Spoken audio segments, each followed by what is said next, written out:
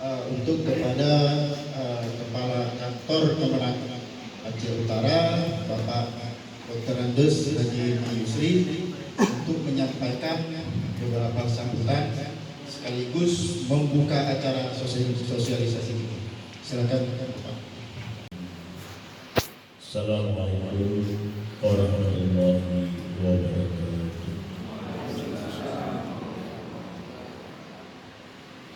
Alhamdulillah, alhamdulillah, wassalatu wassalamu ala Rasulillah wa ala alihi wasahbihi. Pertama dan utama, sama-sama kita menyampaikan puji serta syukur kepada Allah Subhanahu wa Ta'ala, Allah yang Maha Kuasa, yang tiada henti-hentinya terus melimpahkan rahmat dan karunia-Nya kepada politik yang begitu ekstrim, kemudian geopolitik yang tidak menentu sehingga mengakibatkan kebijakan pemerintahan itu harus mampu menyesuaikan dengan keadaan, dan juga adanya artificial intelligence yang merupakan tantangan tersendiri bagi kita SDM aparatur dalam melihat prospek ke depan. Kemarin kita lihat itu beberapa negara sudah menerapkan artificial intelligence, artinya mengurangi manusia dalam pelayanan publik. Mungkin juga ke depan kita sudah tidak diadakan lagi itu PNS ataupun P3K, diganti dengan artificial intelligence. Bagaimana kita melihat tantangan ini dan bagaimana respon kita melihat itu semua? Maka penting kita untuk adaptif sesuai dengan perkembangan zaman, melihat dinamika yang terjadi hari ini. Dan tahun 1995 itu pernah terjadi penelitian yang menyatakan bahwa 70% transformasi organisasi itu gagal, dan hampir 3 dekade kemudian ini tidak banyak berubah. Artinya dari tahun 1995 tahun 2015 itu baru kurang lebih pemerintahan di Eropa itu sudah merasakan dampak daripada transformasi organisasi. Nah, di kita baru mendengar gaung transformasi ini sekitar 3 atau 4 tahun yang lalu. Artinya kita sudah tertinggal sedikit 20 tahun, ya mungkin 3 dekade kita sudah tertinggal, 4 dekade tertinggal. Tapi nggak apa-apa, itu merupakan sebuah kemajuan juga yang akan kita lihat nanti di data yang kita kumpulkan. Bapak Ibu yang berbahagia, sebenarnya penguatan kelembagaan itu tujuannya ialah untuk meningkatkan kualitas dan meningkatkan efektivitas serta efisiensi kerja kita dalam organisasi ini. Ada berbagai macam indikator dalam penguatan kelembagaan. Kita bisa melihat seperti tadi dari aspek kepatuhan terhadap kode etik, kepatuhan terhadap disiplin. Kemudian kita juga bisa melihat dari analisis struktur organisasi. Apakah misalkan di sebuah organisasi itu sudah terdapat pimpinan, sudah terdapat kenaikan tunjangan kinerja. Maka ketika Gusmen bertemu dengan Pak Azwar Anas sebagai Menpan RT, itu Pak Azwar Anas langsung menyatakan bahwa Kementerian Agama sudah layak untuk kenaikan tunjangan kinerja sebesar 80%. Dan ini kita tinggal menunggu daripada peraturan presiden tentang tunjangan kinerja Kementerian Agama. Dan itu semua kenapa bisa naik? Karena ini baik. Yang pertama, indeks RP-nya baik. Kemudian indeks sistem akuntabilitas kinerja instansi pemerintahnya juga sudah baik. Kemudian indeks pelayanan publik juga sudah istimewa, sudah sangat baik. Tinggal di SPBI kita agak kurang. Sistem pemerintahan berbasis elektronik kita masih pada 2.257, sedangkan beberapa instansi yang kita lihat seperti Kementerian Keuangan, Kejaksaan, Mahkamah Agung itu sudah mencapai 3.000-an indeks SPBI-nya. Nah, ini bagaimana kita percepat Pak Kepala akan untuk pemerintahan berbasis elektronik ini ke depannya lebih baik. Nah, inilah Bapak Ibu kaitan kenapa Anjak ABK ini disusun, karena Anjak ABK ini berkaitan erat dengan keempat unsur ini. Kita lihat dari sisi ZI, ini Ini kita lihat kaitannya antara Anjap ABK dengan zona integritas untuk reformasi birokrasi.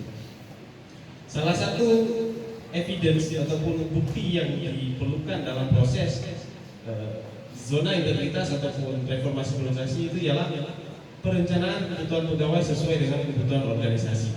Nah, ini salah satu unsur yang penting dalam ketika kita ingin mengusulkan untuk zona integritas. Kemudian pola mutasi internal pengembangan pegawai berbasis kompetensi. Dan keseluruhan unsur ini berasal daripada analisis jabatan dan analisis beban kerja. Nanti kita akan melihat form Anjap ABK-nya lebih terperinci. Nah, ini merupakan dasar hukum. Tadi sudah dijelaskan juga oleh Bapak tadi tentang dasar hukum kita. Yang pertama itu dari Undang-Undang Nomor 5 Tahun 2014 tentang aparatur sipil negara. Di sini terdapat salah satu dua pasal yang menyatakan bahwa seluruh PNS wajib menyusun analisis jabatan dan analisis beban kerja. Di pasal selanjutnya itu juga menyatakan pegawai pemerintah dengan perjanjian kerja juga wajib menyusun Anjap ABK. Artinya tidak ada perbedaan, baik PNS, baik P3K itu sama-sama ASN dan sama-sama berkewajiban untuk menyusun analisis jabatan dan analisis beban kerja. Tapi Bapak Ibu yang berbahagia, di RUU terbaru itu lebih nampak kesamaan antara PNS dengan P3K.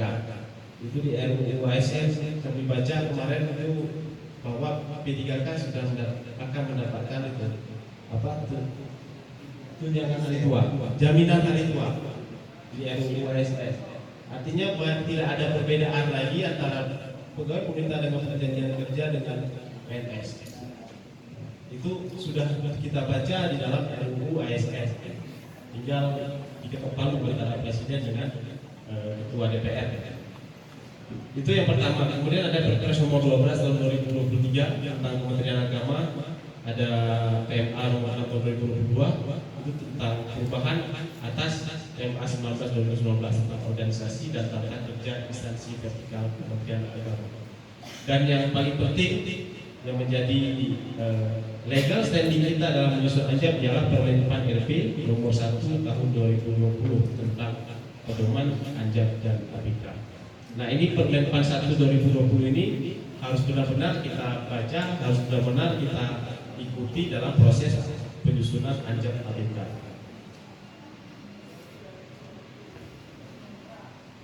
Ada beberapa langkah-langkah dalam penguatan kelembagaan. Yang pertama, kita menganalisis kelembagaan dulu, kita lihat struktur organisasinya, kemudian kita lihat SDM aparaturnya apakah sudah cukup, apakah kurang, kemudian kita lihat proses SOP-nya apakah sudah ada, kemudian bisa kita melihat survei kepuasan masyarakat. Setelah dilakukan analisis kelembagaan, yaitu analisis struktur SDM dan proses, maka selanjutnya cascading kinerja ataupun uraian kinerja itu harus ditetapkan oleh pimpinan kepada staf. Artinya setiap staf itu harus ada uraian kinerja masing-masing. Kemudian kita lakukan analisis jabatan, kemudian analisis beban kerja, dan terakhir ialah dialog kinerja. Bapak Ibu yang berbahagia, SKP sekarang itu sudah berbeda. Kira-kira perbedaannya itu di mana? Coba Ibu ada tadi apa perbedaannya? Tidak ada angka ya. Kalau yang dulu itu ada angka 80, ada angka 100. Kalau yang baru itu hanya mencapai ekspektasi atau melebihi ekspektasi. Nah, itu kenapa bisa ada narasi seperti itu? Kenapa bisa ada penilaian seperti itu? Karena diharapkan dalam penyusunan SKP sekarang itu adanya dialog kinerja antara pimpinan dengan staf. Nah, itu dialog kinerja itu bisa dilaksanakan apabila pimpinan menetapkan melihat Anjap ABK seluruh stafnya. Kemudian kita lihat definisi Bapak Ibu. Anjap itu apa? Dalam pasal 1 nomor 15 Permen RP nomor 1 2020 itu Anjap ialah proses pengumpulan, pencatatan, pengolahan, dan penyusunan data jabatan sehingga menjadi informasi jabatan. Nah, dalam analisis jabatan itu tujuan akhirnya ialah adanya informasi jabatan. Informasi jabatan itu apa? Nanti ada 17 poin informasi jabatan akan kita lihat secara terperinci. Bagaimana proses pelaksanaan anjab?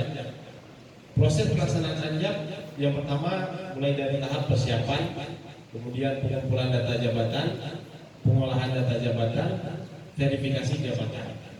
Di antaranya persiapan itu yang mulai dari perencanaan proses anjab, kira-kira matriks waktunya kapan pembentukan tim, kapan diberitahukan, dan kapan formulir anjab itu diberikan.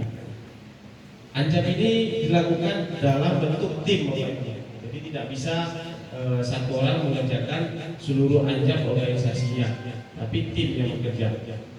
Selanjutnya setelah dilakukan tahapan persiapan, itu dilakukan tahapan pengumpulan data jabatan. Pengumpulan data jabatan bisa dilakukan dengan pengisian data pertanyaan, wawancara, observasi, atau referensi. Nah, kita di Kambil biasanya menggunakan dua metode ini, pengisian data pertanyaan dan wawancara. Kemudian setelah dilakukan pengumpulan data jabatan, maka lakukan pengolahan data jabatan. Kita lihat uraian jabatan, penyusunan spesifikasi jabatan, dan peta jabatannya. Nah, setelah dilakukan peta jabatan, maka verifikasi jabatan, pengecekan ulang.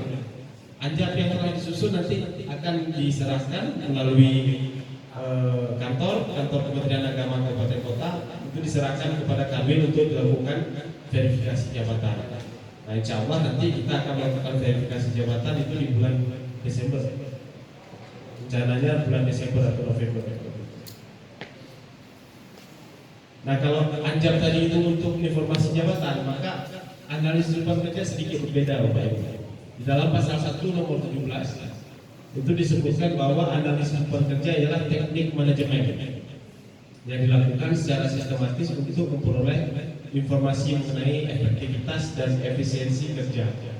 Nah, kalau anjab itu kan untuk informasi jabatan, tapi kalau ABK itu untuk efektivitas dan efisiensi kerja.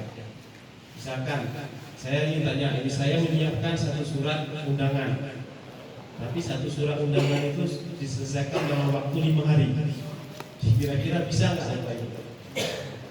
Satu surat undangan saya selesaikan 5 hari.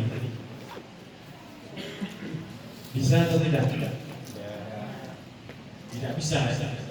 Ya, sebenarnya bisa saja karena kan tidak ada aturan yang melarang. Tapi dalam perspektif anjab ABK, pekerjaan itu dinilai tidak efisien, tidak efektif. Satu surat seharusnya bisa diselesaikan 5 menit atau 10 menit paling lama, tapi diselesaikan 5 hari. Nah, itu dalam perhitungan analisis beban kerja, maka pekerjaan tersebut dinilai tidak efektif dan tidak efisien. Bagaimana kita melakukan anjab ABK? Kemudian kita bisa melihat dalam pembagian tugas. Kita bisa melihat dalam perspektif norma waktu, penyelesaian pekerjaan, tingkat efisiensi kerja, dan standar beban kerja. Nah, ini kalau kita lihat slide ini agak lebih umum gambarnya, tapi kalau kita lihat nanti di formnya itu lebih terperinci dan lebih jelas. Nah, ini jam kerja kita, Bapak Ibu. Kita itu dalam bekerja itu dalam baiknya 5 hari kerja di kantor maupun yang 6 hari kerja di madrasah itu kalau ditotalkan kita bisa 1.700 jam dan 1.800 jam ya, kalau di madrasah dalam setahun.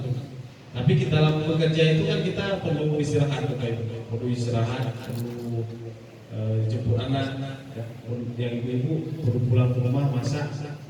Jadi ditentukanlah jam kerja efektif, baik yang di madrasah maupun dari kantor. Dalam setahun itu jam kerja efektivitas 1.250 jam. Artinya minimum kita dalam sehari itu 5 jam setengah dalam sehari itu.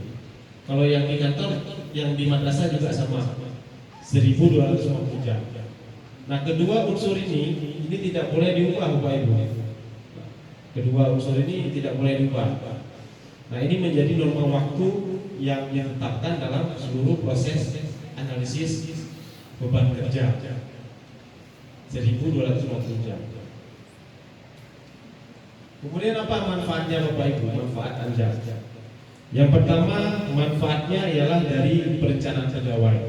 Kita bisa merencanakan kira-kira pegawai dengan spesifikasi jabatan apa yang diperlukan. Misalkan di Kemenang Aceh Utara kurang peranata humas misalkan, bisa disusun anjak ABK peranata humas untuk pengadaan ASN dengan spesifikasi jabatan tertentu yang dibutuhkan organisasi. Kemudian manfaatnya ialah rekrutmen seleksi. Ada standar kualifikasi, ada kriteria jabatan, ada perencanaan karir, pengangkatan dalam jabatan. Kemarin ada ujian kompetensi di asrama haji. Nah, ujian kompetensi itu jika kita ingin ikut dalam jabatan fungsional tertentu, maka kita cukup melihat anjab ABK saja, kita bisa tahu tentang syarat jabatan yang ingin kita tuju. Nah, itu pengangkatan dalam jabatan. Kemudian ada penilaian kinerja. Penilaian kinerja itu SKP ya. Kita bisa melihat nanti bagaimana kinerja kita itu disusun secara lebih objektif, baik dari segi standar kinerja, kriteria kinerja.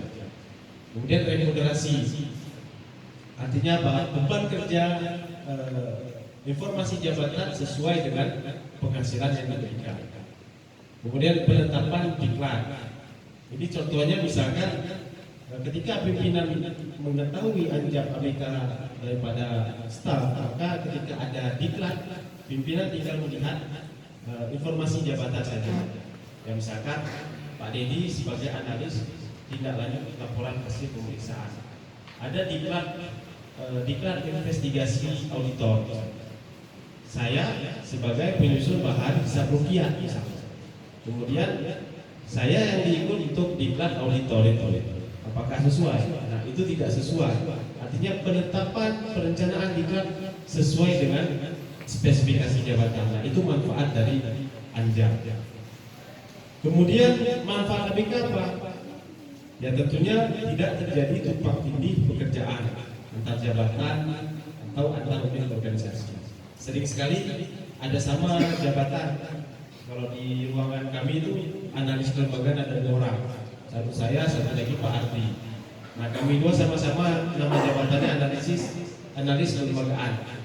Maka kalau tidak disusun analis beban kerja, itu terjadi tumpang tindih. Bisa jadi saling merebutkan satu pekerjaan, bisa jadi saling melepaskan tanggung jawab sesama jabatan ini. Nah, itu tidak akan terjadi apabila telah disusun analisis beban kerjanya.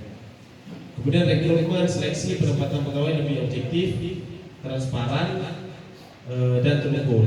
Distribusi penempatan pegawai lebih proporsional, penentuan kebutuhan pegawai lebih tepat, penyusunan rencana jabatan pegawai sesuai dengan beban kerja.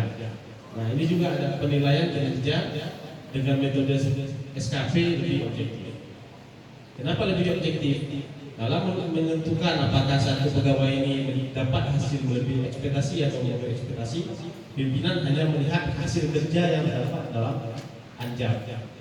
Kemudian ditanyakan oleh pegawainya ini disusun SKP. Nah, kemudian yang terakhir bahan awal penentuan kebutuhan iklan. Nah, ini beberapa manfaat anjab ABK. Nah, kita untuk lebih jelasnya kita langsung buka aplikasinya saja. Nah, ini Bapak Ibu sebenarnya lebih bagus itu ketika kita praktek membuat proyek. Ini Bapak Ibu scan di link yang sudah kita siapkan. Nah, di sini ada beberapa bahan kerja yang sudah kita susun di dalam penyimpanan online. Yang pertama itu ada Permen 4 RB 1 2020. Kemudian ada juga form anjab ABK untuk guru, ada form anjab ABK untuk kepala madrasah, pengadministrasi, ada juga bahan paparan yang kita sampaikan hari ini. Ini terdapat di dalam barcode yang kita simpan di aplikasi penyimpanan digital kita.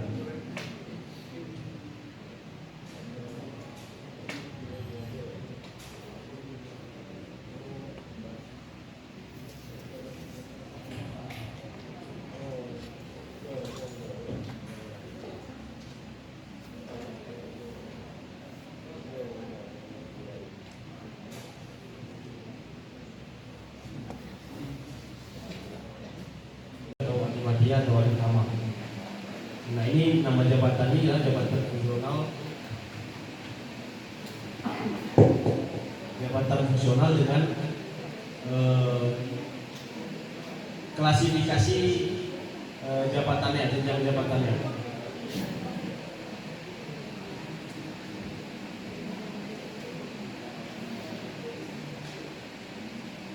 Setelah itu kode jabatan itu bisa dikosongkan saja ya Bapak Ibu. Unit kerja diisi unit kerja organisasi. Misalkan MAN 1 Aceh Barat. Untuk JPT utama ini dikosongkan saja dulu. JPT Media dikosongkan.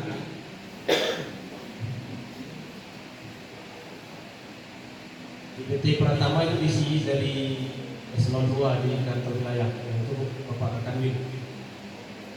JPT Pratama, kemudian administratornya itu Pak Karkumenak, nanti Kepala Kementerian Agama Kabupaten Aceh Utara. Untuk pengawas misalkan madrasah itu di bawah seksi pendidikan madrasah kantor Kementerian Agama Kabupaten Aceh Utara. Nah ini untuk pelaksana itu dikosongkan karena yang ingin kita analisis ialah guru fungsional. Nah ini ialah informasi jabatan Bapak Ibu. Yang kuning-kuning ini sudah kita tandai, itu informasi jabatan. Selanjutnya di poin 4 itu ada intisar jabatan. Apa itu intisar jabatan? Intisar jabatan itu ialah gambaran umum terkait dengan tugas pokok. Bagaimana melihat intisar jabatan? Kita bisa membuka aplikasi Sikejap. Aplikasi Sikejap. Kenapa kita buka aplikasi Sikejap? Karena dia lebih efektif, lebih efisien. Kalau Bapak Ibu buka intisar jabatan pelaksana, maka itu kurang lebih Bapak Ibu harus baca 469 halaman dokumen 4EB 41 2018. Tapi dengan pakai aplikasi ini bisa dengan mudah. Maka nama aplikasi ini Sikejap. Sikejap saja. Nah ini kita buka di jabatan fungsional. Jabatan fungsionalnya apa? Guru. Guru. Nah ini tugas jabatan. Nah ini di copy saja. Ini intisar jabatan itu inilah tugas jabatan: mendidik, mengajar, membimbing, mengarahkan sampai apa itu? Mengevaluasi. Nah, ini di copy semuanya, kemudian dipindahkan di intisar jabatan. Ini penting untuk penyusunan ini penting karena di Rotala setelah pertemuan Rakornas fungsi Rotala di Makassar itu sudah disiapkan aplikasi ACLBK. Jadi mungkin hari ini kita tidak terlalu berdampak antara beban kerja dengan demonstrasi dengan mungkin tidak terlalu berdampak. Mungkin ke depan karena pemerintahan berbasis elektronik dengan difungsikan ACLBK itu secara elektronik itu berkaitan. Jadi kita penting untuk menyusun ini lebih terperinci. Kemudian kualifikasi jabatan. Kualifikasi jabatan itu terdiri dari pendidikan formal, diklat, dan pengalaman kerja. Nah, pendidikan formal ini apa? Misalkan guru ialah sarjana S1 pendidikan, kepala madrasah seperti itu juga. Nah, pendidikan formal ini jangan diisi data pribadi. Artinya ini standar minimum. Kalau kualifikasi jabatan di pendidikan formal ini adalah standar minimum. Misalkan Bapak Ibu ada yang punya S3, jangan diisi di sini S3. Nanti dikirain ketika diverifikasi untuk jabatan ini minimumnya harus S3. Maka diisilah standar minimum yaitu S1 pendidikan.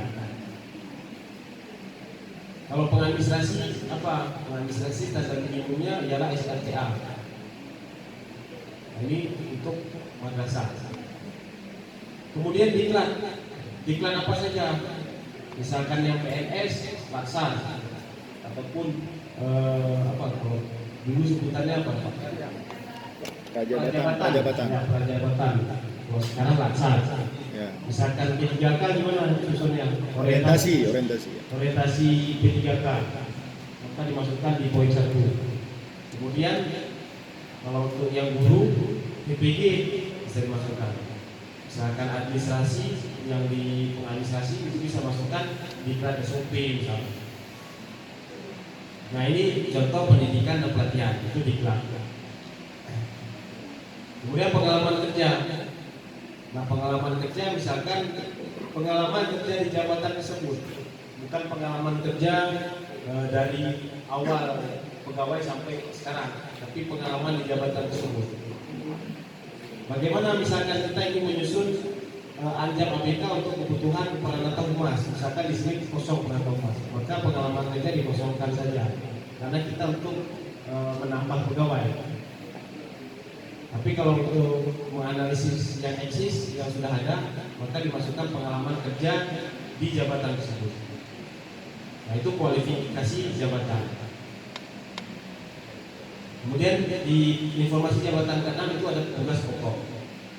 Nah tugas pokok itu terdiri dari uraian tugas, hasil kerja, dan jumlah hasil, dan waktu penyelesaian. Nah ini yang saya sampaikan tadi, bahwa waktu efektif itu tidak boleh diubah. Dia standarnya memang 1250. Apabila ini diubah maka sudah pasti hasilnya tidak sesuai. Nah ini contoh misalkan untuk kepala madrasah. Kepala madrasah ialah fungsional yang diberikan tugas tambahan untuk directing, controlling, dan planning. Itu rumusan utamanya kalau untuk kepala madrasah, itu memimpin, mengkoordinir, merencanakan, dan mengkontrol, melakukan pengawasan. Itu fungsi kepala madrasah. Yang pertama misalkan ini standar contoh kerja, ya, bisa dibuat untuk uraian tugasnya lebih terperinci, Bapak Ibu lebih memahaminya. Misalkan ini mengkoordinir pelaksanaan program kerja dan anggaran tahunan madrasah. Step awal misalkan melakukan koordinasi dengan wakil kepala akademik kesiswaan. Nah ini hasil kerjanya kegiatan. Bisa juga nanti dokumentasi foto. Nah ini dikali saja setahun itu kira-kira berapa kali koordinasi. Nah misalkan dalam setahun ini ketika untuk pelaksanaan program kerja anggaran tahunan itu dilakukan misalkan per triwulan. Kalau per triwulan berarti 4 kali. Ada triwulan 1, 2, 3, dan 4.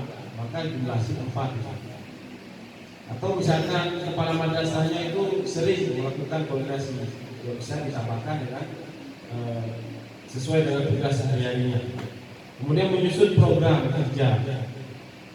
Kira-kira apa? Menyusun program kerja, hasil kerjanya ialah notulen rapat, kemudian daftar hadir, surat undangan rapat program kerja. Itu contoh hasil kerja. Kemudian pekerjaan kedua, mengkoordinir penyusunan kurikulum. Kalau guru kan hampir sama juga ada, melakukan penyusunan kurikulum. Kemudian yang ketiga, mengkoordinir penyusunan silabus pembelajaran, mengkoordinir penyusunan kalender pendidikan, memberikan pembinaan kepada aktivitas akademik. Pembinaan apa? Misalkan pembinaan ketika upacara, ketika apel, ataupun pembinaan yang sifatnya fleksibel, kapanpun bisa. Selanjutnya untuk yang di MA dan MTS. Kalau di MI karena bukan satker maka tidak perlu menyusun laporan akuntabilitas kinerja ataupun LAKIP. Kalau LAKIP ini kita yang pernah kita lihat yang bagus itu punya contoh dari Aceh Timur, itu lumayan bagus LAKIP-nya. Kedepan kita mengharapkan setiap MTS dan juga MA itu wajib menyusun LAKIP supaya indeks hakik kita itu makin bagus. Kalau makin bagus, ya tentu makin bagus juga penghasilan kita. Bisa 100% misalkan terkini. Ya, sama dengan Kementerian Keuangan. Itu semua ketika disusun LAKIP. Nah ini contoh untuk kepala madrasah di MA ataupun di MTS. Itu ada mengkoordinir penyusunan laporan akuntabilitas kinerja. Nah ini contoh rincian pekerjaan. Sampai ke poin terakhir yang wajib dimasukkan ialah melakukan tugas tambahan yang diberikan pimpinan. Nah ini contoh kepala madrasah. Hasil kerjanya apa? Hasil kerjanya tentunya sungguh daripada poin-poin uraian tugas. Misalkan mengkoordinir pelaksanaan program kerja, berarti program kerja berjalan dengan lancar. Artinya apa? Seluruh uraian tugas di poin 6 ini hasilnya dimasukkan di poin 7. Poin 8 ialah bahan kerja. Bahan kerja seluruh peralatan yang kita gunakan yang mendukung proses kinerja kita. Yang pertama misalkan komputer, kita membutuhkan komputer, kita membutuhkan printer, kita membutuhkan apa lagi, flash disk, wifi, alat tulis kantor, kemudian audio visual, lemari, meja kursi. Nah ini contoh-contoh bahan kerja yang kita gunakan. Misalkan guru butuh spidol, guru butuh papan tulis, itu masukkan. Maka ketika ada pegawai baru, baik itu P3K maupun PNS, itu bisa disiapkan, bisa diadakan ini bahan kerja, peralatan kerja ini sesuai dengan spesifikasi jabatan tersebut. Untuk teknisi mesin dia perlu misalkan obeng, kalau di kita nggak ada, jadi masukkan saja komputer, printer, dan hal-hal peralatan kerja yang lumrah. Kemudian perangkat kerja. Di poin 9 itu ada perangkat kerja. Perangkat kerja itu apa? Di dalam aturan perangkat kerja ialah segala lagi perangkat kerja. Sering terjadi pertukaran antara bahan dengan perangkat. Nah ini perangkat kerja. Kalau bahan kerja kan itu dia bisa berupa benda, jasa, informasi. Tapi kalau perangkat kerja itu SOP, peraturan. Artinya apa? Alat kerja yang tidak masuk mesin, yang tidak masuk mesin, benda, kekasangan dan kelengkapan itu masuk perangkat kerja. Maka perangkat kerja untuk guru yang peraturan terkait dengan guru, misalkan Permendikbud RI nomor 16 tahun 2009 itu tentang guru, itu dimasukkan. Kemudian silabus, kemudian kurikulum, isi soal. Nah itu contoh-contoh perangkat kerja. Penggunaannya apa? Penggunaan misalkan materi pembelajaran untuk pengembangan silabus, kisi-kisi soal misalkan untuk instrumen penilaian. Nah itu perangkat kerja. Kemudian di poin ke-10 itu ada tanggung jawab Bapak Ibu. Tanggung jawab itu apa? Tanggung jawab ialah kewenangan yang diberikan di jabatan tersebut. Nah, misalkan tanggung jawab untuk kepala madrasah terjalannya proses pembelajaran sesuai dengan perencanaan awal. Untuk guru misalkan ketuntasan materi pembelajaran. Nah itu tanggung jawab. Kalau pengadministrasi apa? Misalkan tanggung jawabnya. Nah ini pengadministrasi tanggung jawab melakukan pencatatan, pendokumentasian, pendistribusian surat, penataan dan atau pengarsipaan surat. Nah itu tanggung jawab. Kemudian kita lihat kewenangan atau wewenang. Wewenang ialah hak, hak yang dimiliki jabatan tersebut. Nah wewenangnya misalkan menggunakan perangkat kerja yang telah disediakan, menyusun administrasi pembelajaran, menyampaikan materi pembelajaran, menilai, menganalisis, memberikan bimbingan, arahan. Nah itu contoh untuk kepala madrasah. Kemudian korelasi jabatan. Korelasi jabatan ini keterkaitan antar satu jabatan dengan jabatan lainnya. Ya misalkan kepala madrasah itu tentu dia berkaitan dengan siapa saja, dengan kepala kantor pasti. Sifatnya apa? Pembinaan ataupun arahan, menerima arahan atau menerima instruksi. Nah itu hubungan kerja antara kepala madrasah dengan kepala kantor. Kemudian kepala madrasah berhubungan kerja dengan kasih pendidikan madrasah, juga dengan pengawas, kemudian juga dengan kepala madrasah lainnya. Nah itu kaitan hubungan kerja antar kepala madrasah dengan kepala madrasah lainnya. Kalau dengan kepala madrasah lainnya hubungannya itu ialah kerjasama. Kemudian dengan KTU, dengan guru dan pengadministrasi ini dimasukkan saja. koordinasi jabatan. Selanjutnya kondisi lingkungan kerja. Kondisi lingkungan kerja itu bukan kondisi lingkungan kerja di tempat Bapak Ibu. Ini standar untuk jabatan itu. Misalkan untuk jabatan guru, lokasi kerjanya di mana misalkan? Dalam ruangan misalkan, dalam gedung. Tapi kalau untuk penghulu, penyuluh itu bisa di dalam, bisa di luar, menyesuaikan. Artinya kondisi lingkungan kerja itu ialah ketika seorang pegawai itu ditempatkan dalam jabatan tersebut, ia sudah menerima konsekuensi kondisi lingkungan kerja seperti ini. Nah, ini contoh untuk kondisi lingkungan kerja guru atau kepala madrasah. Suhu, misalkan suhunya sejuk, lalu dalam ruangan ada AC, sejuk, udara kering. Nah, kalau misalkan kondisi lingkungan kerja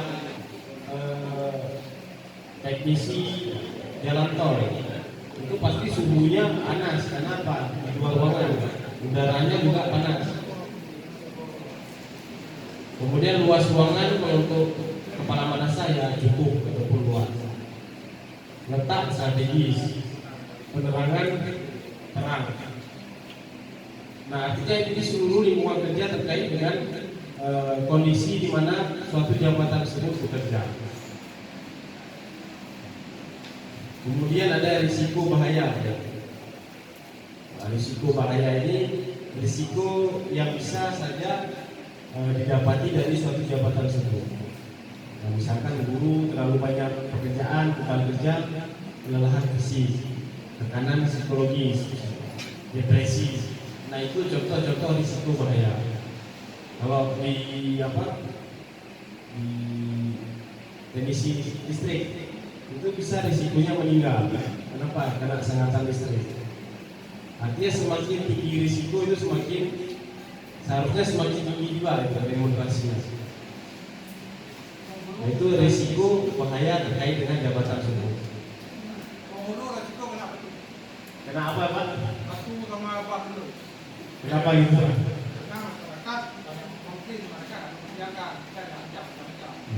Bisa dimaksudkan? Ya, insya Allah juga. Karena memang kita lihat Bapak Ibu itu kalau untuk penyuluh penghulu itu kan fungsional, itu seharusnya untuk tunjangan jabatan itu tinggi, karena langsung berdepan dengan masyarakat. Setinggi ya Pak. Kalau saya memang lebih tinggi bersama dengan misalkan kayak jabatan keuangan.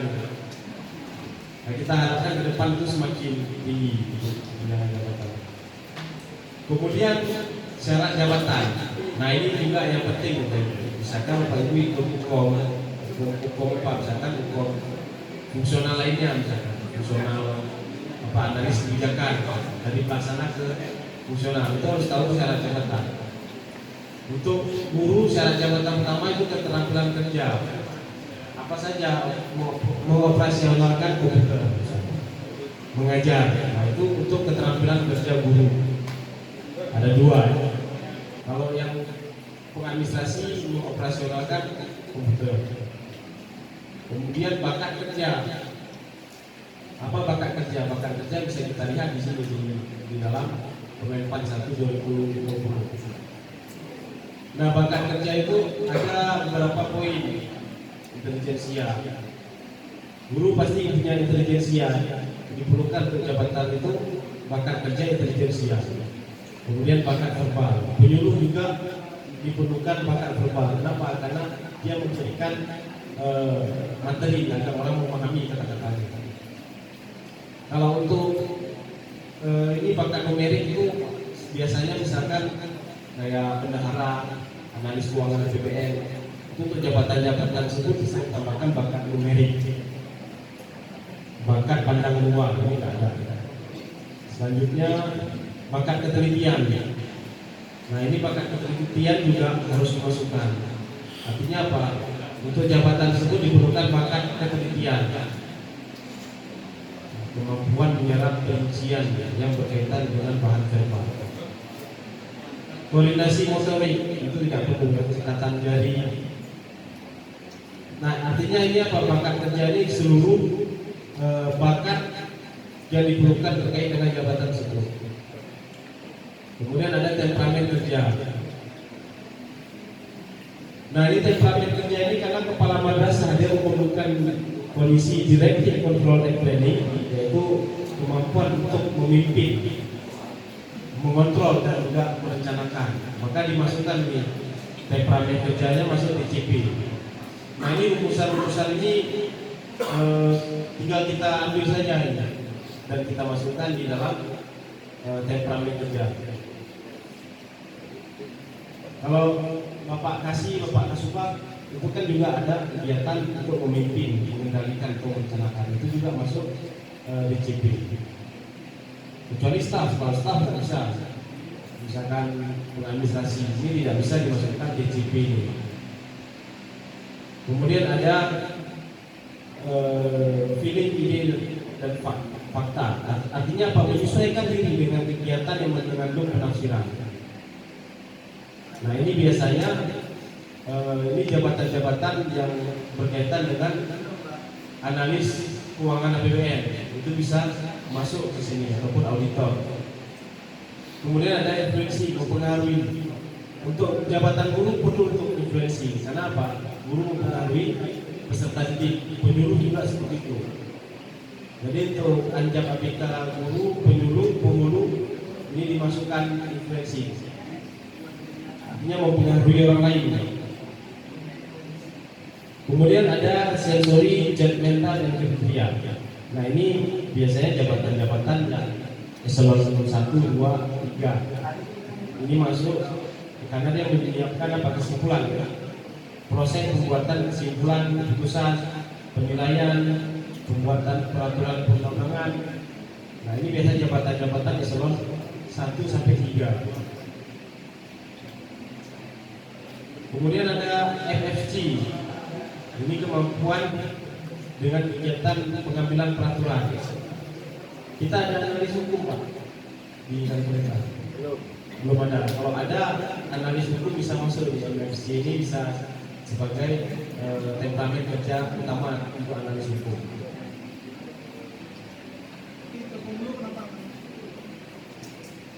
Penghulu tak masuk, Bapak Ibu. Penghulu sebenarnya ada nggak membuat peraturan? Berdasarkan regulasi atau membuat peraturan? Mengupdate, mengaktualkan peraturan. Mengaktualkan, berarti bukan menyiapkan peraturan. Tapi ada kebijakan tadi merubah enggak, bukan dengan itu, sama dengan membuat juga. Itu nggak masuk, Pak Ibu. Karena yang disebut peraturan itu apa? Dari undang-undang sampai surat edaran. Surat edaran itu tidak termasuk peraturan perundang-undangan. Yang dimaksud dengan peraturan itu undang-undang. Karena ada itu dalam hierarki peraturan perundang-undangan. Undang-undang, kemudian masuk peraturan menteri, kemudian perpres dulu, undang-undang, perpres sampai kepada keputusan menteri. Nah, itu peraturan. Berarti untuk penghulu penyuluh itu tidak dalam proses pembuatan peraturan perundang-undangan, tapi penyelenggara peraturan perundang-undangan, pelaksana kebijakan publik, itu untuk penghulu dan penyuluh. Kemudian apalagi ini ada LabCon, ini kegiatan yang berulang dan terus menerus. Ini biasanya jabatan-jabatan pengadministrasi, misalnya pengadministrasi umum. Ini bisa dimasukkan kegiatan yang terus menerus. Ada performing under stress. Di kita ada nggak nih? Misalnya jabatan yang berkaitan dengan ketegangan jiwa. Artinya ketika kita bekerja dengan jabatan tersebut, ketegangan jiwa kita itu sangat tinggi. Kita khawatir terhadap keadaan diri kita. Damkar, kan? Biasanya damkar ini tim SAR. Penghulu sampai 2006 itu begitu. Sampai 2006 seperti ini, Pak.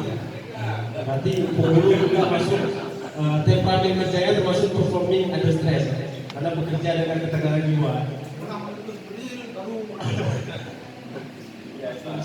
Tapi ini yang lumrahnya biasanya untuk jabatan-jabatan yang berkaitan dengan keselamatan jiwa raga, ya, kayak nakoda, pilot, dan pingsan. Basarnas, apa lagi? Agen intelijen itu juga bisa masuk. Ya, orang yang bekerja di PLN, teknis listrik, karena bisa berhadapan dengan keadaan darurat. Kalau di kita kan nggak ada. Nah, kecuali misalkan kita ada jabatan apa misalkan teknisi listrik, misalkan, untuk melihat listrik apakah jalan yang bagus atau tidak di kantor kita, itu kalau ada bisa dimasukkan. Kalau pilihan bulan tidak masuk itu karena tidak ada konsekuensi terkait dengan keselamatan juga. Konsekuensinya dosa dan pahala, dosa lagi. Lebih besar lagi Pak Ibu. Dosa dan pahala. Kemarin itu menarik juga Pak bahwa tim Otala itu mengusulkan untuk penyusun Samusian itu masuk ke jabatan teknis. Jabatan teknis artinya apa? Itu jabatan teknis itu sedikit berbeda dengan PLN. Tapi ketika diusulkan ternyata tidak masuk ke jabatan teknis. Dari biroan dari Menpan menganggap bahwa untuk ahli Samusian itu tidak berkaitan dengan keselamatan jiwa raga. Tapi seperti tadi itu keselamatan dunia akhirat, keselamatan dunia akhirat. Kalau salah kita menunjukkan semua masyarakat salah sebenarnya. Masalah umum tidak, jadi bisa sedikit bisa karena tempat-tempat mereka harus datang karena riskan. Jadi tidak ada tempat lain yang riskan. Karena tempat itu saja bisa tahu. Nggak umum lah. Terus Oke Pak. Kemudian yang terakhir misalkan ini Pak, menyesuaikan diri untuk melaksanakan tugas berbagai tugas. Nah ini biasanya untuk jabatan ini jabatan yang berbeda-beda sifat tugas dengan sifat tugas lainnya kayak agen intelijen itu kan hari ini jadi tukang bakso, besok jadi tukang sate, itu berbeda-beda tugas satu sama lain. Kalau di kita nggak ada. Selanjutnya minat kerja Pak. Minat kerja itu minat dalam bekerja di suatu jabatan tersebut. Misalkan untuk jabatan kepala madrasah itu dia perlu ada kewirausahaan. Kenapa kewirausahaan? Karena aktivitas bekerjanya itu bisa melibatkan kegiatan pengelolaan atau manajerial untuk mencapai tujuan. Nah itu kewirausahaan bukan berdagang itu kewirausahaan. Artinya apa? Kegiatan pengelolaan atau manajerial. Bapak-bapak Bapak Kasupan itu juga dimasukkan minat kerja yang pertama itu kewirausahaan. Kemudian karena guru, penyuluh, pemuluh itu juga dimasukkan minat kerja sosial. Karena aktivitas pekerjaannya sosial berhadapan dengan orang ramai. Kemudian konvensional itu aktivitas pekerjaan yang sifatnya itu rutin dan kegiatan administrasi. Kalau kami diajar kami itu tidak ada ini. Kewirausahaan sosial itu tidak ada karena sifat pekerjaannya lebih ke realistik. Nah, menganalisis realistik dan juga satu lagi tadi konvensional. Kalau Pak Dedi investigatif ini masuk. Kenapa? Karena beliau biasanya ngurusin TLHP. Jadi temuan BPK, temuan SDN itu biasanya ditelusuri, maka masuk investigatif. Nah, kalau di guru biasa sosial, realistik, kewirausahaan. Kemudian upaya fisik itu aktivitas fisik dalam bekerja di jabatan tersebut. Nah misalkan untuk guru perlu berdiri nggak? Perlu ya. Penyuluh juga perlu berdiri karena menyampaikan penyuluhan kepada masyarakat. Kemudian berjalan, duduk, mengangkat, membawa, mendorong. Nah ini kita nggak ada. Kalau mendorong upaya fisik kita nggak ada. Menarik, memanjat. Ada memanjat kita apa itu? Nggak ada ya. Apa itu Bu? Menyimpan nasib ya.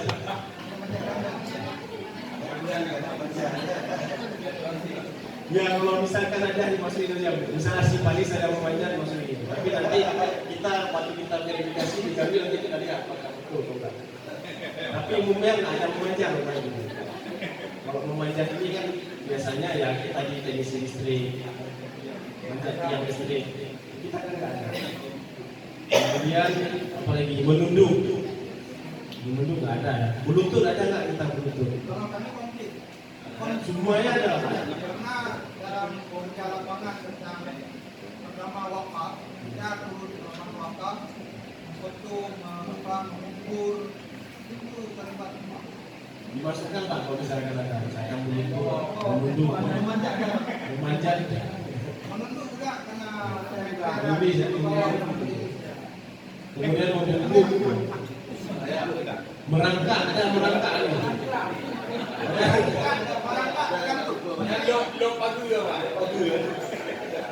Merangkak ini biasanya ini apa namanya tentara ya, latihan merangkak. Ada lampaya MTI yang udah dulu.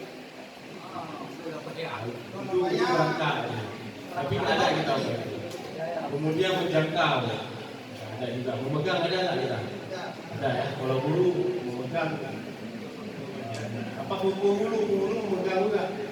Ketika kalau bijak kabul, ada memegang. Jadi wali yakin itu kan? Memegang tangan. Kemudian bekerja dengan jari ini sudah pasti semuanya bekerja dengan jari. Meraba ada. Meraba. Ini kan kalau ibu-ibu rasa bapak-bapak penyuluh jangan coba-coba kita bangga meraba. Karena ini bisa beda tafsirannya. Ini meraba ini ada jabatan yang perlu meraba. Kenapa? Ini kan untuk mengetahui sifat benda. Dengan meraba kita mengetahui sifat benda, mengetahui suhu. Jabatan apa ini? Dokter, perawat, tenaga medis. Itu dalam upaya fisiknya itu meraba supaya dia tahu suhu tubuh dan juga indikator suatu orang sehat atau enggak. Identifikasi dokumen kami berapa? Identifikasi. Acara plus berapa?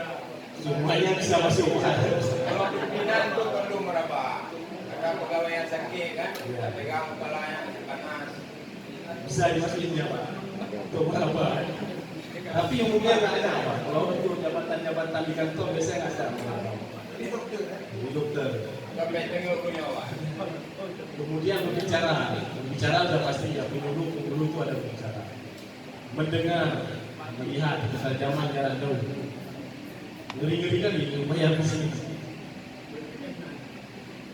Nah, artinya upaya fisik ini kalau kita misalkan masukkan di kondisi guru ya, guru itu standarnya itu ya berjalan, duduk, bekerja dengan jari, berbicara, mendengar, melihat. Ini untuk penyuluh juga ada. Untuk penyuluh kurang lebih hampir sama. Mungkin tadi ada tambahan berapa ya? Lihat dokumen. Menerawang. Kemudian kondisi fisik, kondisi fisik ini di jabatan tersebut kira-kira perlu nggak lagi Pak? Ya perlu, misalkan guru bisa laki-laki bisa perempuan, tapi pengulu tidak ada perempuan. Kalau untuk pengulu khusus laki-laki, jadi di ajabnya itu khusus laki-laki.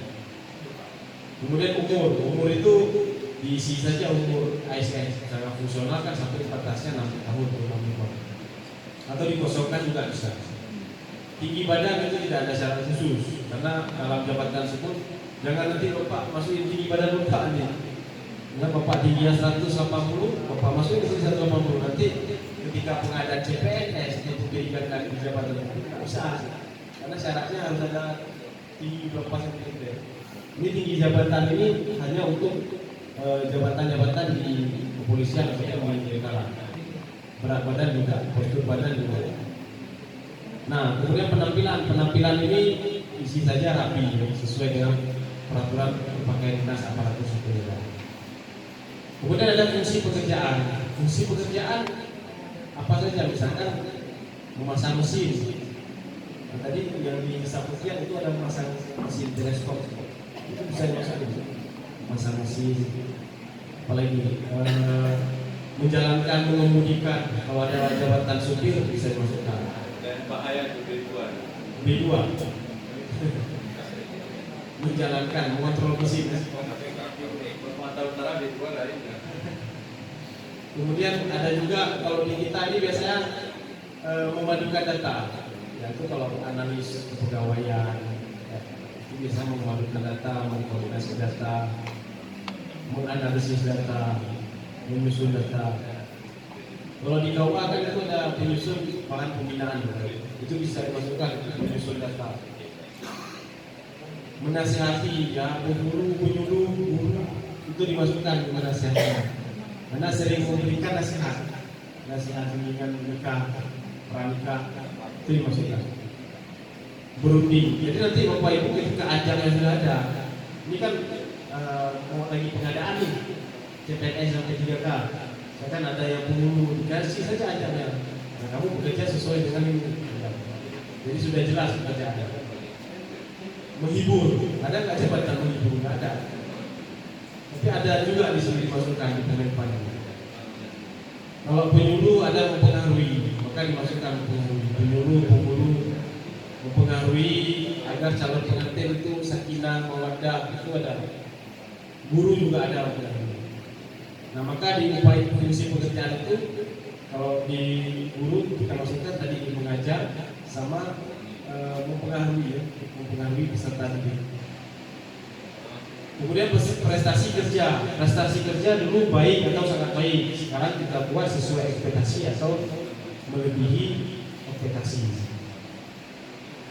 Untuk kelas jabatan ini disesuaikan dengan kelas jabatan. Di mana lihat kelas jabatan? Di aplikasi sekejap tadi Bapak Ibu. Nah, kita buka sekejap.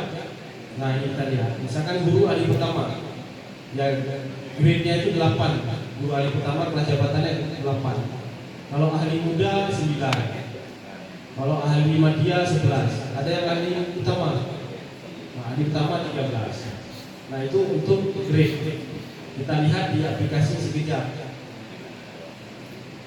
Kenapa ini penting dia? Karena kalau tidak dilihat ketika Anjab APK ini difungsikan secara elektronik, maka dikhawatirkan terjadi pemberian tunjangan kinerja yang tidak sesuai dengan kelas jabatan, sehingga nanti ketika tidak sesuai itu ada konsekuensi hukum, yaitu pengembalian uang negara. Oleh itu ada di bahasa ada pengembalian uang negara apabila mungkin tidak sesuai dengan grade. Nah, sekedar informasi ya Pak Ibu, inilah Anjab APK. Ke depan itu Anjab APK itu sedang disusun oleh Biro Tala dalam bentuk online. Nah, ini tapi masih dalam perencanaan. Seperti aplikasi pusaka kemarin kan lagi proses. Sekarang sudah bisa berfungsi, ini juga di dalam proses perencanaan. Kedepannya ketika ini difungsikan, maka pertanyaan tadi yang tadi Bapak yang pertama tadi itu juga berkaitan. Ketika ini difungsikan secara elektronik, maka juga ada sakut paut tadi, mungkin penghasilan, beban kerja yang diberikan, mungkin yang diberikan sesuai dengan beban kerja. Tapi ini masih tahap perencanaan.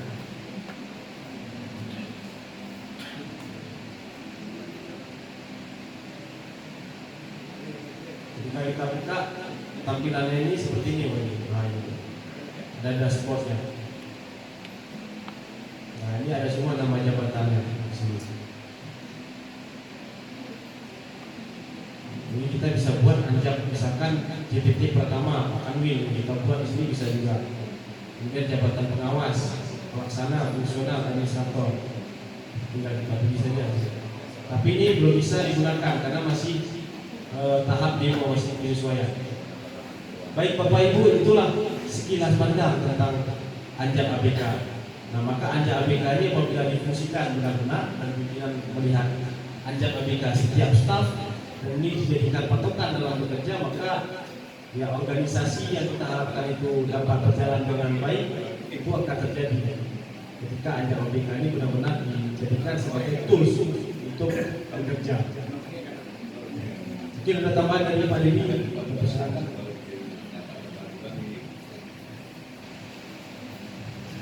Mungkin sedikit tambahan saja terkait